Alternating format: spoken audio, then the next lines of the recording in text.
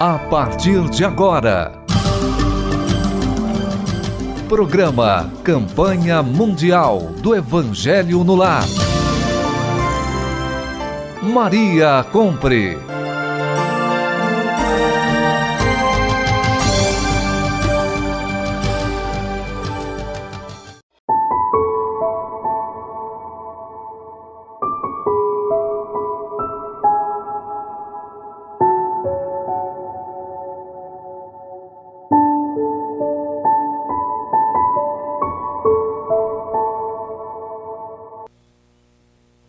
Olá, queridos ouvintes, estamos neste momento nos preparando para um convite espiritual. Um convite este através do encontro fraterno que se realiza através da internet, que hoje nós estamos com os nossos amigos, o André Sobreiro, Valquíria de São Paulo, e nós vamos compartilhar com vocês os estudos do Evangelho segundo o Espiritismo. Por que o Evangelho segundo o Espiritismo? Vem apresentar e colocar para nós os textos que também tem na Bíblia, não é? E ao mesmo tempo a explicação recebida pelos Espíritos das orientações do Evangelho. Nós vamos falar hoje da introdução do Evangelho e tem muita riqueza de informações, de reflexões para a nossa vida. Isso tem um valor muito especial, porque através do conhecimento nós podemos entender mais sobre Deus, sobre Jesus, sobre a espiritualidade, sobre os nossos mentores espirituais. Alguns falam anjo da guarda, mas a espiritualidade existe independente do meu conceito religioso, porque todos nós somos vistos pelo Pai de maneira igual, não é? Porque estamos aqui aprendendo, todos somos irmãos, às vezes dentro de uma mesma família, somos de religiões diferentes, de crenças diferentes um do outro, e precisamos conviver. Precisamos aceitar, compreender, ouvir aquela ideia que é trazida pelo irmão. Por que diz assim? Por que a religião que você está, vocês falam sobre isso? Isso é muito valioso, porque às vezes nós estamos passando por situações em que nós não conseguimos entender e fica questionando, através de alguns ensinamentos, muitas vezes trazer mensagens para nos consolar. O Evangelho é um educador e é também um consolador. E todo o Evangelho é importante. Por isso se fala do Evangelho no Lar, e o nosso programa é a Campanha Mundial do Evangelho no Lar. Maria Compre trouxe este trabalho que já existia na Federação Espírita de São Paulo, e ela trabalhou neste departamento por muitos anos, sempre falando sobre a importância do Evangelho no lar, dependente de qualquer religião, de qualquer pensamento de religiosidade, de vida. O Evangelho é muito necessário nas casas, nos lares. Eu, a Valquíria e o André, estaremos com vocês. Convidamos vocês neste momento para refletir os nossos pensamentos, entender, aceitar ou não. Não somos obrigados a aceitar, mas podemos refletir. Quem sabe trazer uma luz, um entendimento, não é? Para uma situação em que nós estamos passando. Então, queridos ouvintes, sejam bem-vindos e vamos aos cumprimentos dos nossos amigos. Olá, Josi. Olá, André. Os nossos ouvintes queridos. É com muita alegria que novamente estamos hoje aqui para que possamos refletir sobre esses ensinamentos que a Josi falou e principalmente que nós possamos levar para dentro do nosso lar. Evangelho no lar que a Josi falou nos propicia que nós possamos harmonizar a nós mesmos e principalmente o nosso ambiente familiar, né? Que aos poucos, à medida que nós vamos conhecendo, nós vamos vivenciando, nós vamos harmonizando e equilibrando a nós mesmos. Que assim seja, graças a Deus. Olá, André, tudo bom? Boa noite, tudo ótimo, graças a Deus. Eu queria agradecer a oportunidade que vocês estão me dando, o convite, né, para a gente poder gravar mais uma vez. É uma alegria para mim estar com vocês e poder falar sobre as lições do Cristo, no nosso caso, à luz do Espiritismo. E como nós iremos falar sobre o Evangelho na introdução, então nós vamos ler alguns trechos e vamos conversando. O objetivo desta obra. Então o Evangelho começa a nos esclarecer por que ele foi elaborado e como ele foi elaborado. No seu conteúdo, no seu contexto, no aspecto filosófico, religioso e científico. Eu vou começar a ler aqui. Fala assim no início. Diante desse código divino, a própria incredulidade se inclina, porque a bandeira sob o qual todos podem se abrigar, quaisquer que sejam suas crenças. Porque jamais foi objeto de disputas religiosas, sempre e por toda parte levantadas pelas questões de dogma. Aliás, discutindo-as, aceitas, encontrariam aí sua própria condenação. O que nos leva a modificar o nosso interior quando nós abrimos o Evangelho, o código divino, a bandeira sobre a qual todos podem se abrigar, quaisquer que sejam suas crenças? Olha que mensagem poderosa que o Evangelho segundo o Espiritismo nos traz. Que sobre qualquer que sejam nossas crenças, todos nós estaremos no mesmo mundo, não é? Visto da mesma forma, vivemos no mesmo plano, cada um na sua evolução, cada um no seu progresso individual. Quando Kardec chama a moral do Cristo de código divino, evidentemente a palavra divino nos remete a Deus. Então, quando ele chama o ensino moral de código divino, e nós sabemos que Deus é universal, ele está fazendo uma extrapolação de pensamento e dizendo que a moral do Cristo não é moral para a Terra. A moral do Cristo é moral universal, porque ela é pautada nas leis de Deus, e o Deus que nós conhecemos é um Deus universal. A moral que vale na Terra e que foi ensinada pelo Cristo é a mesma moral de todos os planetas, de todos os sistemas, de todas as galáxias. Crença, se não houver respeito, muitas vezes a crença separa. Nem sempre, eu diria até na Terra, como espíritos imperfeitos, mundo de expiação e provas, geralmente não existe esse respeito. Acaba acontecendo um movimento proselitista e ao mesmo tempo sectarista, a formação das seitas que atraem quem pensa da mesma forma. Mas o que Kardec está dizendo é que o ensino moral reúne.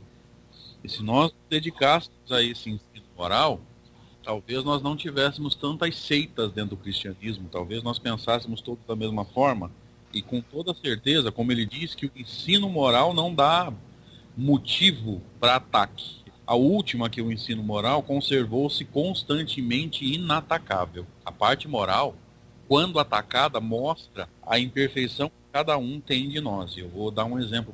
Assiste uma palestra belíssima sobre perdão. Está falando de perdão porque você não passou pelas situações que eu passei ou pelas agressões pelas quais eu passei. Ataca o perdão, você está dizendo claramente que você não está fazendo o seu movimento de perdão. Então, atacar a parte moral é mostrar as nossas dificuldades de amadurecimento.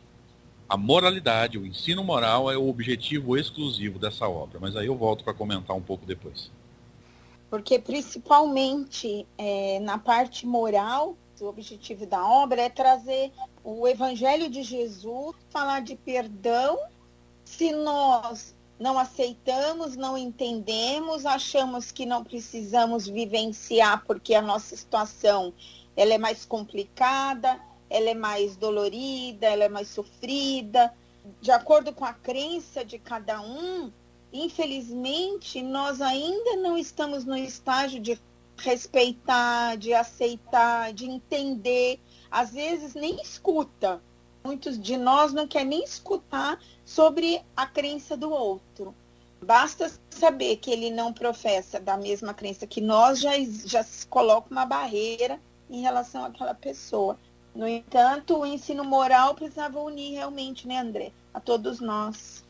Que é o homem de bem, é onde ele cumpre com toda a sua pureza a lei de justiça, amor e caridade. O ensino moral é o que junta. Porque se você falar de perdão, você pode falar dentro da casa espírita, você pode falar na igreja católica, falar na igreja protestante. Princípios fundamentais no sentido religioso nem sempre unem. Uniriam se houvesse maturidade espiritual, se houvesse respeito. O ensino moral junta, né? Ele equilibra as situações e faz com que a gente olhe para o mesmo objetivo. E diante do nosso início deste estudo, é interessante também que o Evangelho nos coloca de maneira igual perante ao Pai, numa relação com um código divino, de colocar no Evangelho as comunicações estabelecidas de hoje em diante, de um modo permanente, entre os homens e o mundo invisível, a lei evangélica ensinada a todas as nações pelos próprios Espíritos não será mais letra morta, porque cada um a compreenderá e será incessantemente solicitada e praticá-la pelos conselhos dos seus guias espirituais. As instruções dos Espíritos são verdadeiramente as vozes do céu, que vêm esclarecer os homens e convidá-los à prática do Evangelho. Kardec, ele foi um pesquisador, foi convidado a pesquisar os fenômenos que estavam acontecendo, mas tudo isso foram relatos de nós, né, da sociedade, das pessoas que viviam numa cidade, em lugares, e que tinham algumas sensações. Então, Kardec não criou, ele foi sistematizar esse conhecimento, veio com essa missão de esclarecer o cuidado e o entendimento que nós não estamos aqui na Terra sozinhos. Não fomos criados assim, livres. Nós viemos de um processo anterior, de uma dimensão diferente. E a partir do momento em que houve esse esclarecimento em massa, como eles colocam aqui no Evangelho, despertou no mundo essa ideia que estava acontecendo. Kardec teve um momento muito importante de esclarecer na sociedade que isso é uma coisa natural, faz parte da humanidade. Que sim, nós estamos aqui no plano físico, existe um plano espiritual e que nós realmente não morremos, o que morre é o corpo e o nosso espírito tem uma continuidade. A revelação do Evangelho veio como consolador. Que explica, né, as passagens do Evangelho que estavam obscuras para todos nós e traz de uma forma que aplica os ensinamentos para todas as posições da vida, para todas as pessoas. Como nós falamos, sem distinção de culto, de posição social, tem a chave para a compreensão do Evangelho de Jesus. Vou evocar um texto do capítulo 2 do Evangelho segundo o Espiritismo. O capítulo chama Meu Reino Não É Desse Mundo. O primeiro subtítulo chama Vida Futura. Nós chamamos de Imortalidade do Espírito. Mais à frente, Kardec tem um texto, nesse mesmo capítulo, chama O Ponto de Vista. Quem olha a vida do ponto de vista material se descabela por qualquer coisa. Qualquer uma das dificuldades que nós temos, ou possamos ter, torna-se um monstro gigantesco se nós olhamos a vida do ponto de vista material. Porque tudo toma proporções imensas. Se nós olhamos a vida do ponto de vista espiritual, do ponto de vista da imortalidade, tudo que era imenso fica muito pequeno, muito simples, muito mais fácil de resolver e mais fácil de encarar, porque quando você olha a vida do ponto de vista da imortalidade, os seus horizontes se ampliam e tudo que era grande fica pequeno. Kardec usa até uma analogia bonita. Ele fala que para quem enxerga a vida do ponto de vista da matéria, ou apenas da encarnação, ele compara com uma criança que tem um brinquedo só e perde o brinquedo. Ele entra em desespero. E quando nós encaramos a vida do ponto de vista da imortalidade, é como se você tivesse dezenas de brinquedos e perdesse um. Então você olha para a prateleira, vê outros brinquedos e não dá muita bola para aquela perda. O principal fator de consolação da doutrina espírita é a chamada imortalidade do espírito. Aprendermos a pensar como espíritos imortais faz bem, inclusive, para a nossa saúde. Essa transcendência, né, esse passar a nos enxergar como seres muito maiores do que a gente tem enxergado, faz bem para a nossa saúde, porque apazigua o nosso coração. E eu costumo brincar e dizer que não existe remédio melhor para a ansiedade do que a certeza da imortalidade da alma.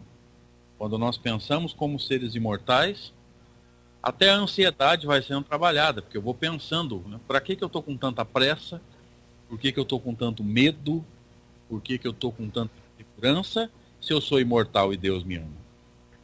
E é interessante que a gente está abordando esse assunto do Evangelho. Quando nós avançamos um pouquinho na introdução, nós vemos que o item 3 coloca um pouco da história. Hoje se fala na imortalidade da alma, na espiritualidade, nessa ligação espiritual. As pessoas têm uma aceitação de entender que sente, que realmente acredita. É muito mais hoje aceitável, até compreendido pela sociedade, do que há tantos anos atrás.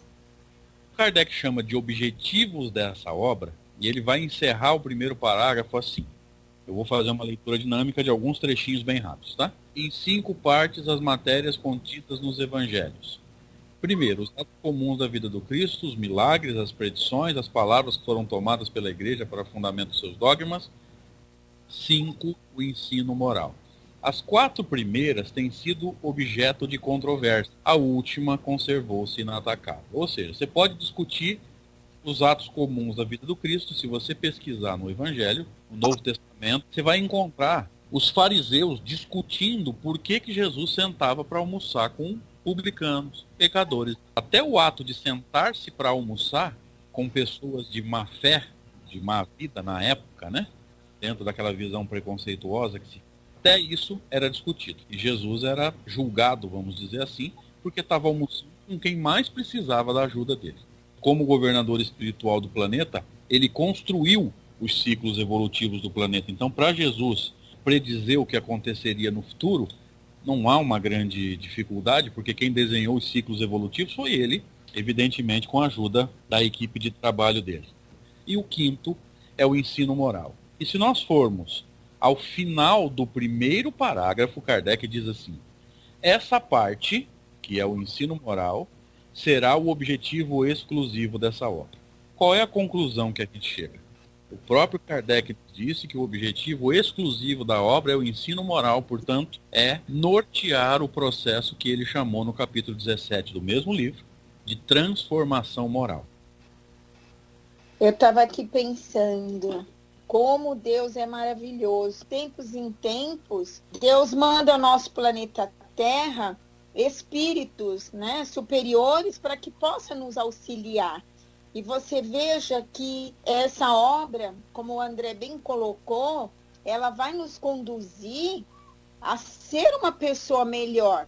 Vai trabalhar a nossa moral. A doutrina espírita, realmente, nós vamos conhecer com os outros livros. Com o livro dos Espíritos, nós vamos conhecer a parte da filosofia. No Evangelho, nós vamos conhecer a religião, que é a parte que nos conduz à nossa melhora interior, à nossa moral. Então, isso é maravilhoso. Graças a Deus, de tempos em tempos, vem aí um Espírito que vai nos impulsionar a essa melhora. Na introdução número 2, Kardec chamou de autoridade da doutrina espírita. E essa frase, que serve aí de título para a introdução, ela já nos faz pensar. Porque a gente precisa pensar sempre, né? O que está me atraindo para a doutrina espírita e o que faz da doutrina espírita um pensamento diferente dos outros. Porque nós sempre tivemos religiões.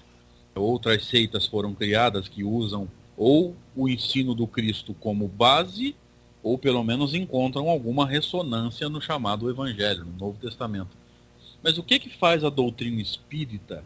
E aí nós vamos estudar esse texto chamado Controle Universal do Ensino dos Espíritos. Eu vou ler só o primeiro item, depois eu vou resumir aqui do jeito que eu puder. Se a doutrina espírita fosse uma concepção puramente humana, não ofereceria por penhor senão as luzes daquele que a houvesse concebido. Ou seja, se a doutrina espírita fosse criada por um ser humano, que garantia nós teríamos da sublimidade dessa doutrina?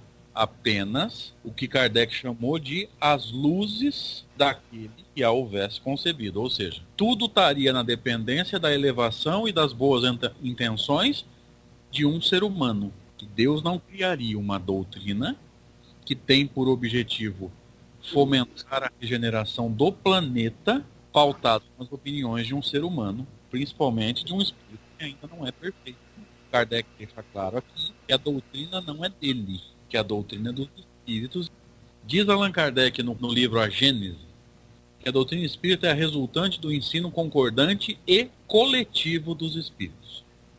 André, diante do comentário que você fez deste item, a autoridade da doutrina espírita, a doutrina veio esclarecer pela luz, né, da espiritualidade, para garantir realmente aquilo que você comentou. Se fosse através de alguém, é a opinião de alguém. E Kardec teve esse cuidado para que não seja a sua opinião. Ele foi um pesquisador nesse sentido e investigou várias casas, vários lugares, para dar credibilidade a esse trabalho que ele deixou. E a espiritualidade mostra aqui que a doutrina veio para permanecer. Jesus veio em forma de ser humano, não é? Um ser crístico, evoluído, que veio até nós para mostrar um caminho. Personificou o Evangelho do Pai para que nós pudéssemos visualizar este caminho. Não, então esse caminho existe. Jesus mostrou para nós. E nós estamos aí tentando aprender. E a doutrina espírita, ela quis colocar que esse ensinamento veio dos espíritos para que isso não acabe também. Podia se enfraquecer ao longo dos tempos. E não, a doutrina espírita, nós sentimos que ela se fortalece, porque a base dela está no Evangelho, não é? Como vocês colocaram no começo, na moral, na transformação do humano, do ser humano, da evolução, de nos despertar para o entendimento que nós estamos aqui para uma missão, nos ensinar sobre o amor ao próximo, que Jesus falou, amar a Deus sobre todas as coisas e ao próximo como a ti mesmo, citar o perdão. A doutrina veio de uma forma como uma luz, não é? Espiritual, trazer a revelação através de pessoas, se fez de várias manifestações, de vários lugares, para que a palavra ficasse também forte, espalhasse os seus ensinamentos, não é? Como diz aqui no Evangelho, de uma revelação que chegasse até nós de uma forma mais rápida e autêntica. Encarregou espíritos que trariam até nós, através de manifestações por todas as partes, sem privilégio, sem exclusividade, que nós pudéssemos sentir esse ensinamento e esse consolo. Código universal é o código de amor, é um código de moral e conduta, um farol a nos iluminar onde quer que nós estejamos. O Evangelho segundo o Espiritismo, ele vem nos lembrar os ensinamentos de Jesus e nos dando principalmente um consolo, que quando nós entendemos de que maneira nós precisamos dar a nossa conduta a partir de então, mudar o pensamento, mudar o sentimento, para que nós possamos mudar a nossa atitude. O critério de Kardec, como a Josi disse há alguns minutos, era muito sério e muito científico, por isso que é doutrina como ciência. A informação mais importante nesse momento é pensar que além de ser um critério científico, era um critério muito rígido. Na dúvida, Kardec descartava, como nos ensina Erasto, no Livro dos Médiuns, dizendo que é melhor a gente rejeitar 10 verdades do que aceitar uma única mentira. Ele está sugerindo o quê? Na dúvida, deixa de lado. Depois você vai ler a mensagem de novo, se tiver alguma verdade ali, você vai conseguir entender. Kardec, ele teve esse papel, até pela sua experiência de pesquisador, cientista, para verificar essas coisas que aconteciam. Foi convidado para fazer uma análise, uma observação. E quando ele chegou nos lugares, então ele realmente observava. O que começou a acontecer? A intenção foi ajudar as pessoas, as famílias, que estavam passando por aquelas situações onde as pessoas tinham uma sensibilidade maior, uma mediunidade muito aflorada. Elas não estavam conseguindo viver o seu dia a dia de uma forma mais natural, normal. Isso estava influenciando a família, a sociedade, aquela comunidade. Foi se espalhando esses fatos, contando um para o outro que tal lugar acontecia isso, meus filhos, minha filha, as pessoas. Aí o Allan Kardec, um homem intelectual, ele foi observar. Nessas observações, ele recebia as cartas, ele não tinha um acesso, e nem eles tinham acesso entre eles. E estudava, ele e a sua esposa, ajudava também, quais eram as informações que eram semelhantes uma com a outra. O que se observa? A doutrina espírita veio revelar. Tá bom, existe sim um poder, uma força que transcende, que sai do nosso controle físico e que nós precisamos respeitar, se não acreditarmos, pelo menos respeitar. E outro fato, a doutrina veio ajudar a humanidade. Allan Kardec colocou isso porque através do Evangelho, que também mostrou as revelações.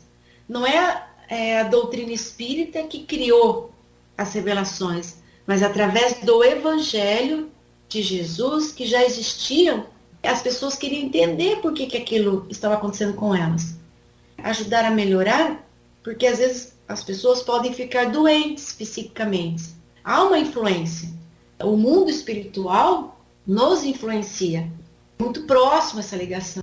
Então, por isso, a nossa sintonia precisa estar numa elevação plena.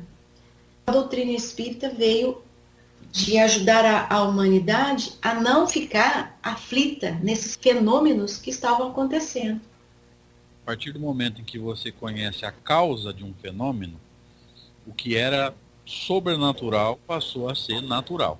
Quando nós, fazendo de novo aquele comentário de alguns minutos, quando nós enxergarmos a vida do ponto de vista espiritual, a consciência de imortalidade, a comunicabilidade vai perder essa conotação mística, medrosa, da gente achar que o desencarnado é fantasma, que é um ser à parte na criação, e nós vamos entender que ele é nosso irmão. E a única diferença nossa para ele é que nós momentaneamente carregamos um corpo físico e ele momentaneamente não carrega. Então a gente vai olhar a existência do plano espiritual, a própria existência do espírito imortal em nós, que é a essência do espiritualismo, rebatendo o materialismo que acredita que nós somos só matéria. A própria existência do espírito em nós, a sobrevivência dele à morte do corpo, a conservação da sua individualidade, a comunicabilidade entre os planos, tudo isso vai ter uma aceitação mais natural e a gente vai começar a enxergar a vida por outros olhos, por outro paradigma, ou se quiser usar a linguagem de Allan Kardec, por outro ponto de vista. Principalmente à medida que nós vamos nos melhorando. Quanto mais nós nos melhoramos interiormente, mais nós vamos trabalhando a nossa fé, aliado com a nossa força de vontade, nós podemos atrair para nós esses fluidos benéficos, puros, e nós podemos fazer o que Jesus fez e muito mais. Há um entendimento, graças às revelações, graças a Jesus, na época que também revelou sobre a vida futura, veio falar que nós vivemos eternamente num corpo espiritual. Nas oportunidades da nossa existência, cuidar bem desse corpo. Também fala no Evangelho. Cuidar do corpo e do espírito. Nós precisamos estar em bons pensamentos, em boas companhias, independente de julgar o nosso irmão. Buscar o Evangelho de Jesus como um esclarecimento. E esse código divino, a ligação com o Pai, que é o religar, nos ajuda a compreender um ao outro. Então, a revelação da doutrina espírita sobre a existência de espíritos e que esses espíritos têm a necessidade de conversar aqui na Terra, de vir até nós, de pedir ajuda, de dar um esclarecimento. Quantos irmãos que fazem a passagem e a família gostaria de ter o entendimento desta dor, porque é uma dor, não é? Porque às vezes entra em depressão, se revolta, e a doutrina espírita foi muito responsável por esse trabalho, por esta revelação. O mais importante é nós nos educarmos para o nosso progresso moral. Por toda a humanidade, por todo lugar onde se encontra vestígios, né, crenças, valores, religiões, o objetivo da humanidade é o progresso moral. Então hoje nós nos reunimos e tivemos a oportunidade de comentar os principais aspectos. Claro que não dá para comentar tudo, um apanhado geral da introdução número 1, que o objetivo exclusivo dessa obra, que nós conhecemos como o Evangelho segundo o Espiritismo, é a moralidade. Nós norteamos a nossa transformação moral, como nós comentamos durante todo o nosso encontro. E na introdução número 2, Kardec nos trouxe a chamada autoridade da doutrina espírita. O que diferencia essa doutrina dos outros pensamentos que nos levam ao crescimento moral. Eu queria agradecer muito o convite de vocês, foi um prazer. Obrigado por lembrar da gente aí nessas oportunidades. Deus abençoe e fortaleça vocês, para que vocês continuem o trabalho, continuem levando as lições do Cristo, a luz da doutrina espírita, para os irmãos que a doutrina espírita nos tem ofertado. Gente, fiquem com Deus, obrigado e até a próxima. Que na parte 2 da autoridade da doutrina espírita, eu achei muito interessante que eles colocam assim, que os espíritos superiores procedem nas suas revelações com extrema prudência, só expõem as grandes questões da doutrina de maneira gradual, à medida que a inteligência se torna apta a compreender as verdades. Tudo tem que vir gradativamente. Se na época de Jesus não estávamos preparados para conhecer tudo, nós ainda continuamos não preparados para conhecer tudo. E assim como o André bem colocou, também não dá para nós refletirmos hoje em toda essa introdução. Aqui tem uma leitura muito vasta, muito conhecimento e bastante material para que a gente possa refletir juntos. Eu, André, a Josi, os ouvintes e às vezes os nossos outros convidados. Então fica aqui um convite realmente a todos vocês, ouvintes. Eu agradeço, Josi, pela oportunidade, agradeço, André, também por você ter participado conosco, agradecemos aos ouvintes e deixo um abraço fraterno para todos vocês e até a próxima. Gratidão por este programa de hoje. Conseguimos conversar através da tecnologia que nos proporcionou este contato, esse encontro fraterno virtual. Eu vou finalizar o estudo do Evangelho de hoje lendo o prefácio. No prefácio tem uma mensagem, o Espírito de Verdade. Os Espíritos do Senhor, que são as virtudes dos céus, como um imenso exército que se movimenta desde que dele recebeu o comando. Espalham-se sobre toda a superfície da terra, semelhantes às estrelas cadentes, vêm iluminar o caminho e abrir os olhos aos cegos. Eu vos digo, em verdade, são chegados os tempos em que todas as coisas devem ser restabelecidas em seu sentido verdadeiro, para dissipar as trevas, confundir os orgulhosos e glorificar os justos. As grandes vozes do céu ressoam como o som da trombeta, e os coros dos anjos se reúnem. Homens, nós vos convidamos ao concerto divino, que vossas mãos tomem a lira, que vossas vozes se unam, e que no hino sagrado se estendam e vibrem de uma extremidade à outra do universo. Estamos junto de vós, amai-vos também uns aos outros, e dizei do fundo do vosso coração, fazendo as vontades do Pai que está no céu. Senhor, Senhor, e podereis entrar no reino dos céus.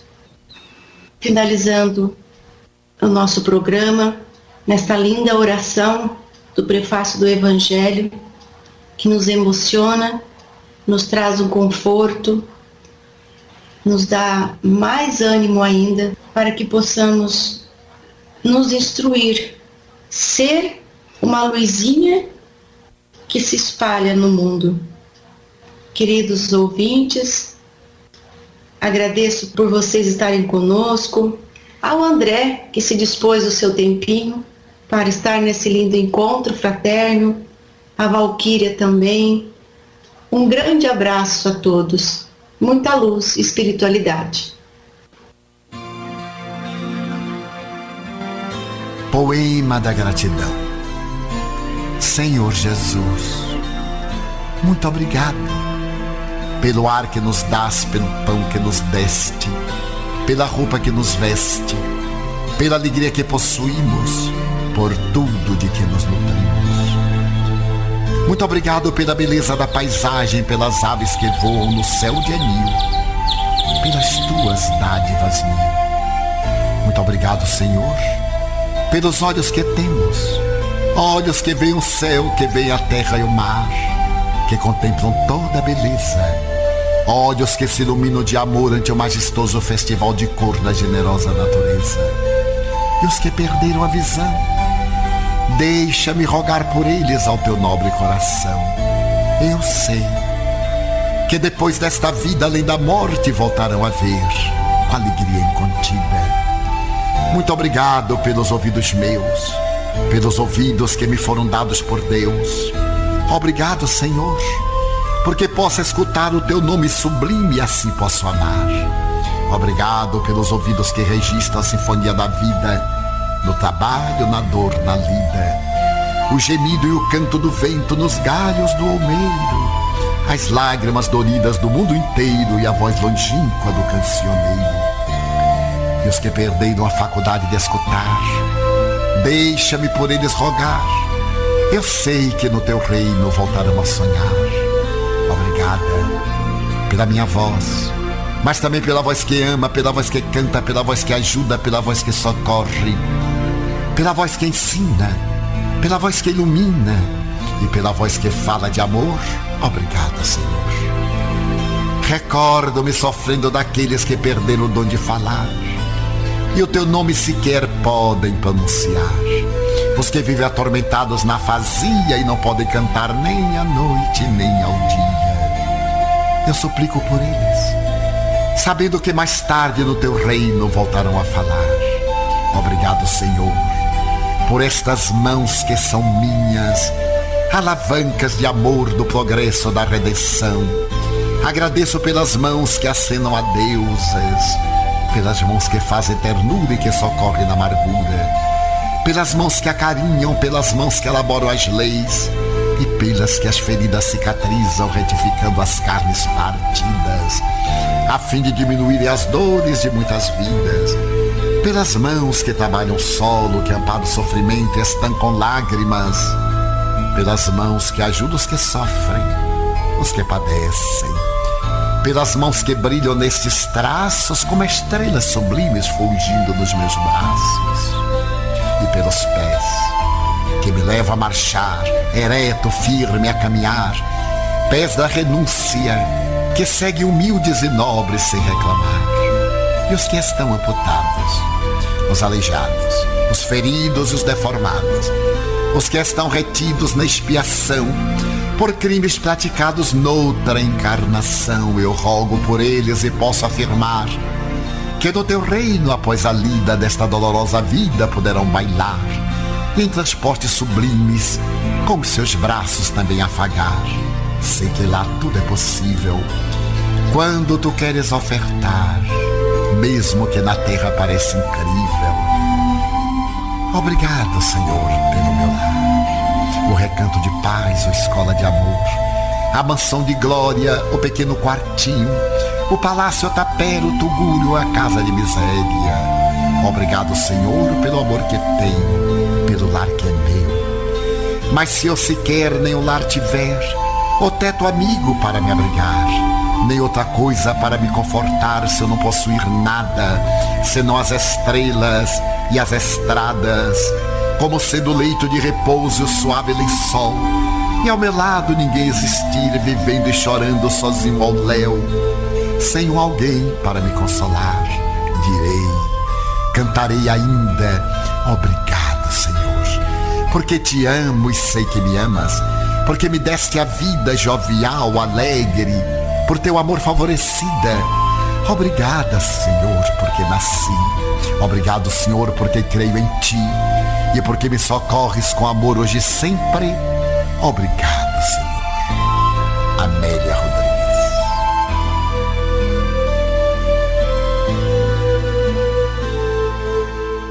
Você ouviu o programa Campanha Mundial do Evangelho no Lar. Maria Compre.